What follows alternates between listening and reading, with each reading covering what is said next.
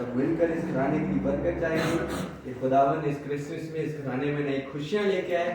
और कसरत से ये घराना इस क्रिसमस में उस खुदावन की खुशी को जो हमारी जिंदगियों में खुदावन ने अपने बेटे की दी वो उसको सेलिब्रेट करने वाले हो। हालेलुया। आए हम सब अपने लबों को खोलकर मिलकर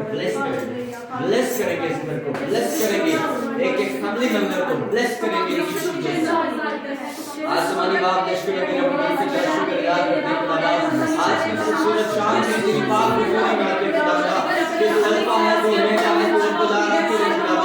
ये सुना को तेरी मुबारक कहते हैं खुदा ने उस पास लोगों को अपने घराने को चलते और खुदा आज तेरी शुक्रगुजारी करते हैं खुदा इस छोटी सी खुदा कुर्बानी को अपने कहने की सूरत में ओ खुदा तेरे जन्मदिन को सेलिब्रेट करते हुए किया ये तेरे कबूल की मदद कबूल करे और खुदा बाप यीशु के नाम में इस घराने के लिए बरकत चाहते ये घराना खुदा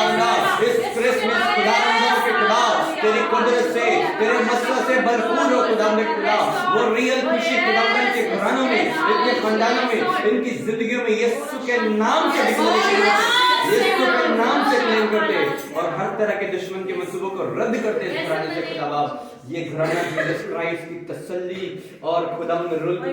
कुदरत में बढ़ता जाए खुदा ये घराना इस एरिया में खुदाम तेरे नाम की जिंदा गवाही